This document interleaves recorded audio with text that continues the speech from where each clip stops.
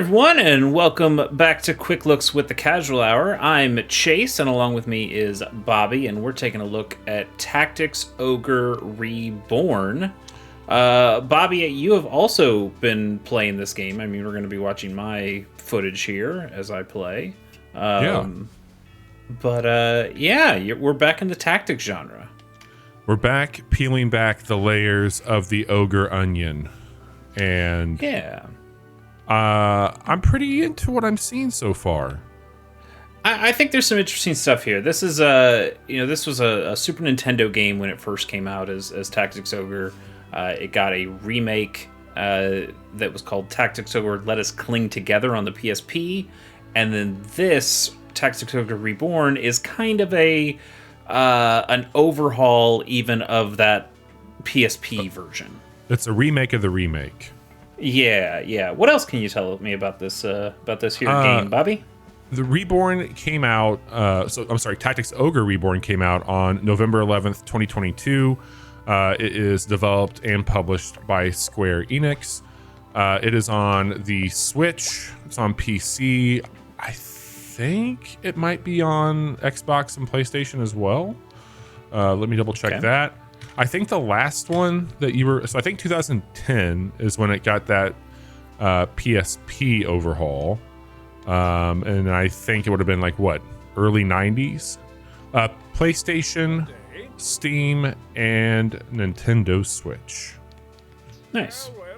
It is also $49.99, and there is, at least on Steam, a deluxe edition that has the soundtrack for $60. Nice. Let's get into it here. You see, I haven't played a whole lot. There's a lot to see here. I've gone through a few missions, and now I'm supposed to be coming back to this castle.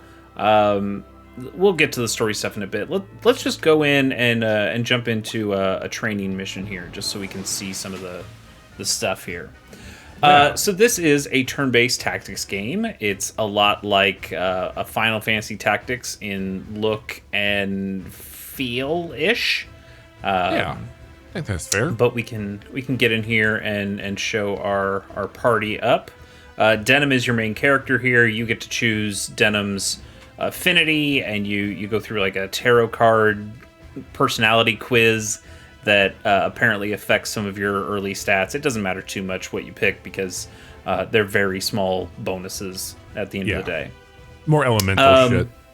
That sort of stuff. Yeah. And so far, the elements haven't really come into play for me. I assume that plays more once you start getting things. But you got Denim, and I've got two other guest characters that don't show up here, but they're my childhood friends, or one of them's actually my sister. And we're warring against some people. There's some stuff going on. Again, for me, the story hasn't really played out all that much, and I never played the original game, so I don't know too much about it. But then what you can also do is recruit characters at one of those shops, and just hire people, and you can rename them and kind of make them whatever you want. So I've made Chase here, who is a rune fencer. That's what you are in my game as well. Yeah, I'm a rune fencer. We'll take a look at the screen maybe after a battle. I also have you. I decided to go with a more formal Robert than a Bobby. You're my big knight. And then I also have Johnny, our co-host on the Casual Hour again. Little Jonathan there. He's our wizard boy. Yes. This is not named after your wife. This is a named story character who just happens to be named Sarah. Nice. And then I've got a couple other people who are hanging out. Canopus is another story character. He's got wings. Yeah, he's really interesting. Yeah, he's a neat dude. And I think we'll find more people like that as we play. You can also apparently recruit some beast characters and some dragons and some other stuff. I haven't gotten to any of that part yet. But let's get in there. So I've got a pretty balanced team here. I've got a warrior, a rune fencer who kind of does some magic plus he can do. They kind of do a little bit of everything. They do some healing. They do some magic. They do some physical attacks. What's up? One thing I'll call out here, up in the upper right-hand corner, it's got deployed 8 of 8 slots. I believe the maximum you can have is 12 based off of where you're at. It'll let you know if your party's over. And also next to that, Chase, can you press the left joystick left or right? Yeah. So you can basically build, you can make different parties that you can switch over to pretty easily. That is one thing I think that's kind of neat. That way you don't have to swap out as much, but especially if you're going for like more of an elemental build for a certain area. Right. But for now, we will go with Battle Party 1, and let's just get in here. One of the other things that this game has is I think it's something they added for this game. It's called a union level, which is kind of your party's overall level. So your characters also have individual levels, but they can't go past the union level. And I think at this point, my union level is 8, so that means characters like Canopus, and Robert and Chase and Denim, they're not going to get any experience from this battle because they are already at the level cap for my union level at the moment. Whereas somebody like Mai here, she's level 7, she probably will level up at the end of this. Yeah. So let's get going here. Canopus, having wings is helpful. He can fly, so he can just fly over these spaces. No big deal. Then you can act. He's got a short bow, still out of range for anything. He also has a hand axe here. You don't have to do that in this order, though. I could have him act first and then move. Characters also have some skills that they can use, and you can do all of these actions before you end your turn in any order that you want. So sometimes you'll have a skill that gives you extra, like a guaranteed chance to crit. So you want to make sure you use the skill before you use your attack. But sometimes you could attack and then run out of the way if you wanted to let somebody else jump in and do that attack. I think I read that like the further you move, or like the more that you're doing per turn, it pushes you back further in the turn order. Is that correct? Yeah. So you see on the bottom there's a turn order. The purple units are the enemies, and the bluish units are mine. And yes, depending on your actions, they have not told me. They don't tell you exactly how it works, but the further you move, the different kinds of actions that you take will make it so you have to wait a little bit longer to recharge and get back in the turn order. But if you didn't move at all or only moved a single space, maybe you would get to move quicker. Chase there just did a meditate. That is a skill that he has that you can see in the skills here. Let's go over to meditate. Meditate at the top there, you see restores a small amount of MP, and that just is something that can trigger on any turn for him. Nice. So he starts out with MP. That actually is one of the cool things, I think, in the tactical part of this. You see down there, he's got 29 MP. Other characters will start with 0 or 10. I guess they start with 10 at the beginning of the battle. But you don't start out with a full MP gauge, so you have to wait for that to grow over time, or you get lucky with these skills like the meditate, and then you can get your MP a little bit faster, which lets you use spells or skills. Nice. Yeah. One more thing. You see that blue floating card there? Yes. There will be a number of cards that continue to fill the battlefield as the match goes on. And those, if you stand on them with any of your characters, you get a temporary buff for this map only. That one has a little sword icon on it, so that's physical damage. You'll also see them for magic damage or critical, or some will auto proc your skills. At the moment, I don't have a lot of characters with skills, so it's not that big of a deal. There's another one that popped up. That's the skill one. But as you go on, you'll find some other things. There are also bad ones, red cards, and if you use those, or if you stand on those, you lose all your temporary buffs. And then there's a third kind that's green. Those are permanent stat buffs that are relatively rare, But if you get those, then you want to make sure you have the right person stand on it so they can get the buffs. Oh, absolutely. Anyway, here is Sarah. Sarah can finally do an attack here. She's got a big long-range bow, so she's just going to pop that over there and do a little bit of damage. And one of my problems with this game is I just think it's kind of slow. There's a lot of actions that you take per turn, of moving, of picking things that you want to do, and even when you end your turn, you have to choose. This is something I always hate in tactical games, where you have to choose which way your character is facing. But I don't understand why it's here, because I haven't seen. There's no flanking moves. There's no in triangle strategy. When I played that, if you attack somebody from behind, it was a guaranteed critical hit. That doesn't happen here, or it hasn't yet. So I'm trying to figure out what that actually does. Yeah, I was gonna ask you, like, do you feel in 2022 that there's still a seat at the table for a modern take? This isn't really a modern take, but just a prettied up version of this game. Like, what? I know it's early for you and it's your first time doing it, but do you think that this is like the standard early onboarding shenanigans that takes a little bit longer? Do you think that the flow will increase? Like, where are you at with the overall vibe of this thing? Yeah, I imagine part of it is just me, not being as familiar with the systems and still getting like picking up the reins and trying to figure out how some of this stuff works. And maybe it'll go by a little faster, or I can optimize things as I go. But I mean, I'm just really looking forward to the next Fire Emblem, I guess, because I think that's going to be a little bit closer to my kind of speed when it comes to these things. But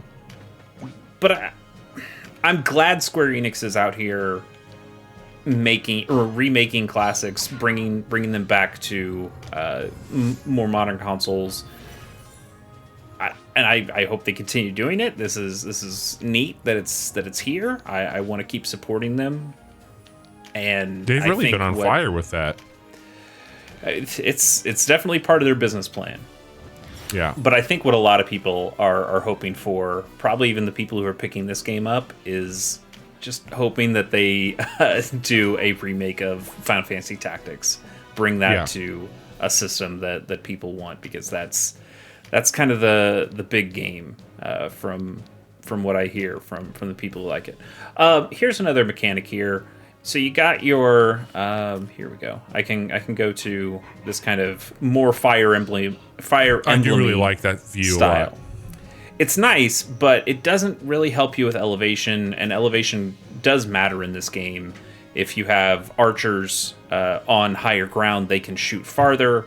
But also, as you see with Mai here, this guy's in range of an attack, but it's going to hit that building, and I can't actually hit him. So I could try moving her.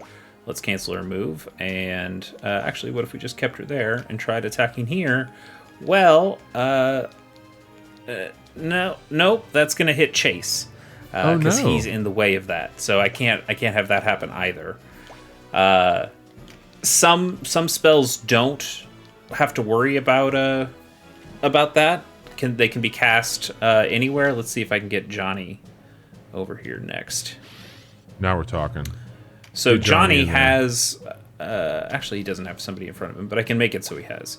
So he's got somebody in front of him now, but he does have this Poison Cloud attack I gave him. So I can poison. Alright, sorry Chase, you might get poisoned here. But he's going to poison this area. Okay, it missed Chase, it hit them. Perfect. And that was an area of effect attack, and that, I guess, just went over my character. It was just my character was in the area for it, but it didn't hit my character and miss the enemy. If you see what I was going with. Yeah.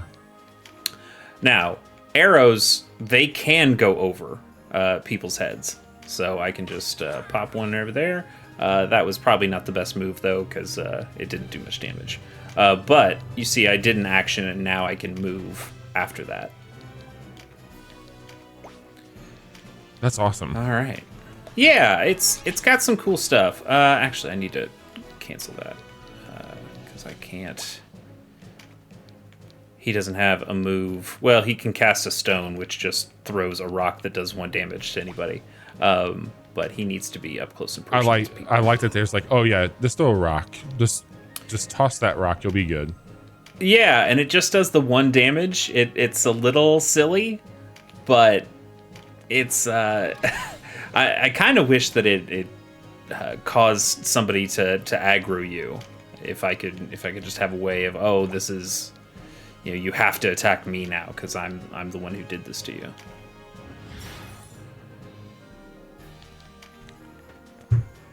But I mean, this is kind of the game. Yeah, I mean, you've played a little bit longer than I have on it. What are you finding to be like the average length of these matches?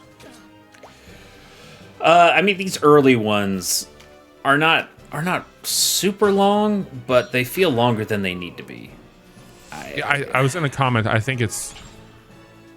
I don't feel like you're squishy in this game at this point, but I do feel like you're very weak. Yeah, and I think the enemies also are just very spongy. They take lots of hits. Like this guy has 5 or hang on. This guy has 400, almost 500 health to begin with, and I've had to hit him with a handful of attacks here to get him down to this much, and it's just kind of slow. Now I do know. I mentioned earlier Elemental. That I read ahead because I was trying to figure out when I was building my character. I'm like, well, how much does this tarot card shit matter? And there were some forums I went into, and it does sound like there are some very nice advantages that you'll get on damage if you are able to type match it. So, water versus fire. Yeah, you definitely see. I'll see if I can find another character who can do this. Johnny might be good at this. So if Johnny's an air guy, I can use this air attack, and that's equal. Okay, so look, it would do 81 damage to this guy, but it does 99 damage to this guy because you see there the blue carrot in the middle there. Yeah. It would do more to him. So. I think it's going to hit the guy in front no matter what because he's in the way, but we'll try aiming at that guy. No, hit the other guy. That's all right. I mean, ultimately, we're playing a Super Nintendo era game. We're playing a game that's 30 years old. And that's not saying it's bad. I mean, quite frankly, like there's a lot here that has been brought into games that are being made today. But there's things... and I think story wise this game is pretty cool. I think it does have good. I love the portraits here. You see Denim here in the bottom left. I think that's a great looking portrait. I wish it was a little bit faster. I even have it sped up here. I'll turn the speed off so you can see how it normally is. Have you gone through any of like the settings to see if there's anything that you can change there? Yeah, there's not. There's okay. I mean, you can I don't think I even get setting options here at the moment. No.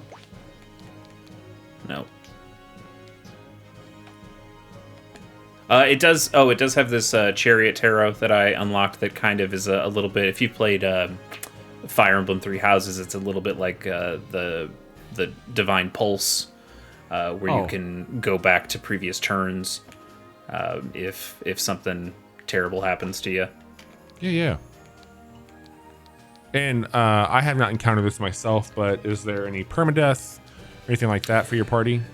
So there kind of is. You can have characters go down in combat, and it puts a timer on them. It puts you get 3 turns, and that 3 turns is your amount of time to either use a specific item to heal them up and to revive them, or to finish the battle before I guess they like bleed out.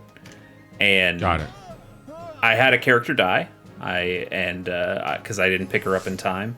It's weird though, because when they first introduced, I hadn't had a character die yet, and they hadn't really talked about the mechanic yet, but they did have some undead enemies that I was fighting, and the undead enemies worked very similarly in that once you took them down, they wouldn't go off the battlefield.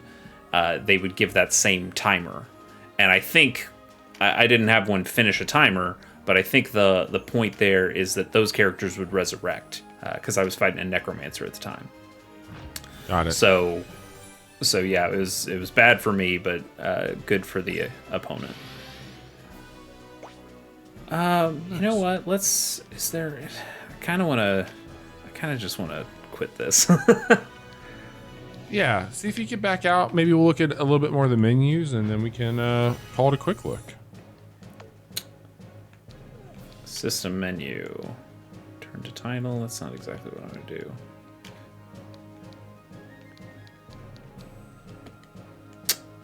Yeah, I don't necessarily think I have a way to do that.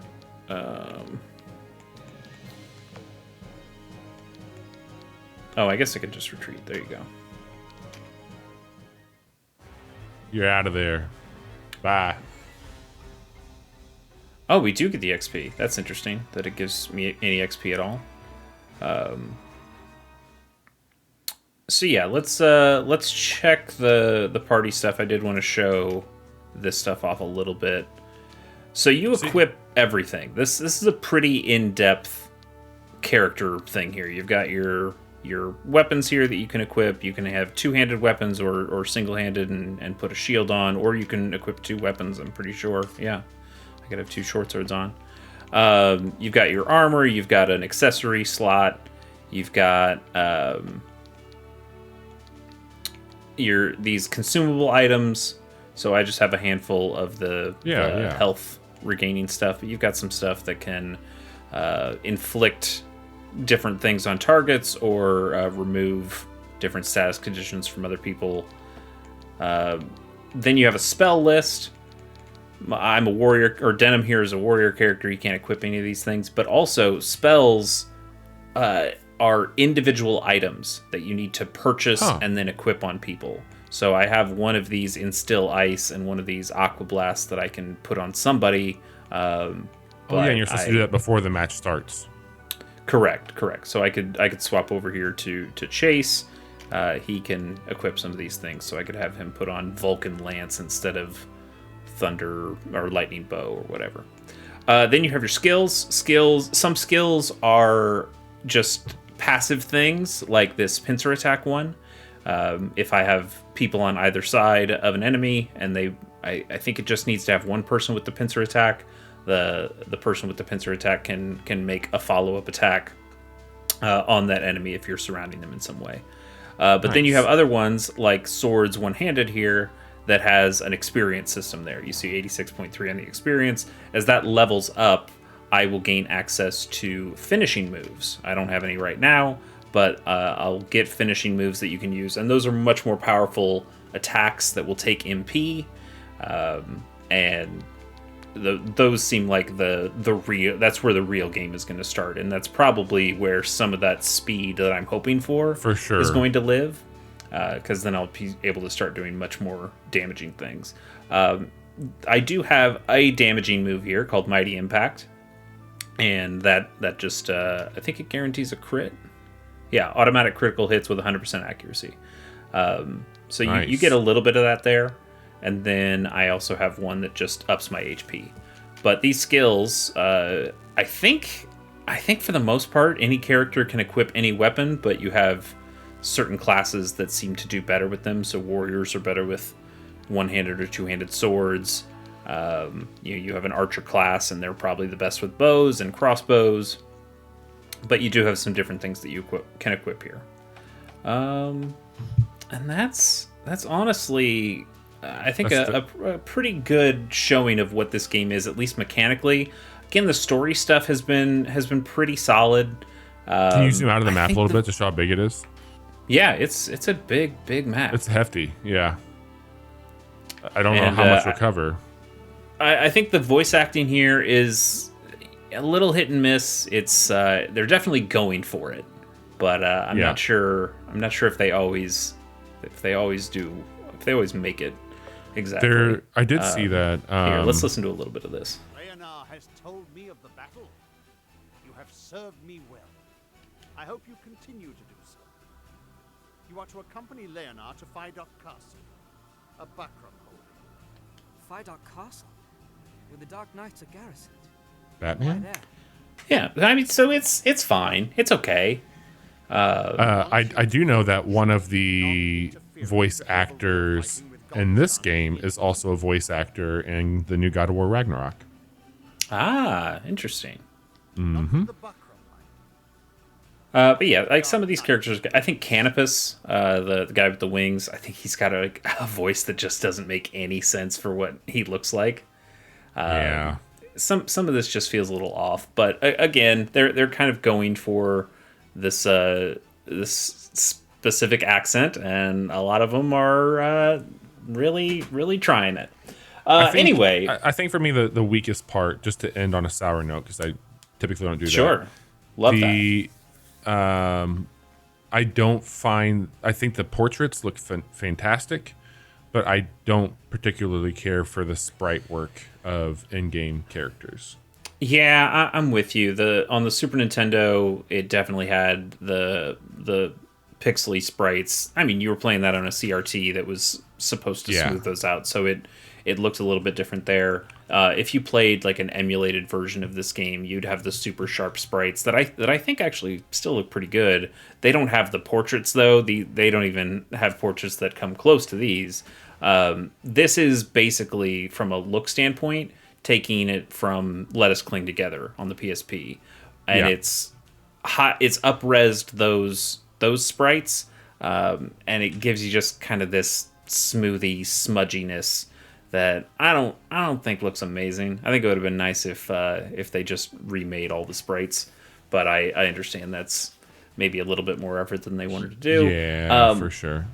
One of the other things I wanted to mention, as a person who plays a lot of Fire Emblem or Advance Wars, things like that, I really like knowing enemy ranges and even having those having that distance of where the enemy can move and how far they can attack at any time.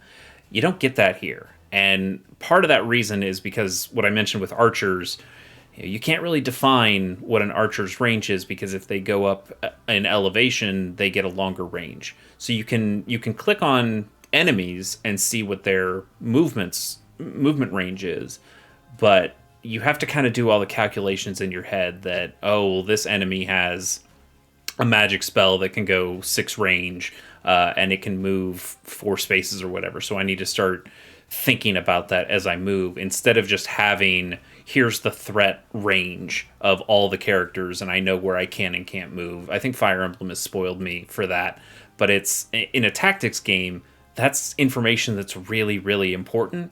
And if you have some squishy characters here, like your cleric characters, you don't want to put them in danger. And this game kind of says, that's a little bit on you. And I just think that's a little bit rough. Anyway, it's mostly fine. It is a classic. There's a lot of quality of life changes here from what I've heard from the Super Nintendo version and even from the PSP version. A lot of little updates to make some things pretty smooth. And it's another tactics game, and I love these kinds of games, and I want to keep playing this and experience it. But I think I know at the end of the day, this is not quite the one for me, even if there's a lot of stuff in here that I really do like. Yeah, I'm going to see what happens a little bit further into with some of the finishing moves and some of the other stuff, but it definitely has a little age on it. But I do think there's some cool stuff there for sure. Chase, we play games like this on our Monday night streams over on twitch.tv/casual hour for Casual Mondays. We also talk about these games, and we'll probably be talking about this one soon as well. Every Wednesday at 10:30, and then Friday, Johnny, our other co-host, gets together with me, and we stream stuff that could be more like shooters or more like co-op type stuff. We do a lot more tactical stuff on Monday nights. But if you like this quick look, you should subscribe on our YouTube channel, which is where you're watching this right now, hopefully. We post videos like this Tuesdays and Thursdays.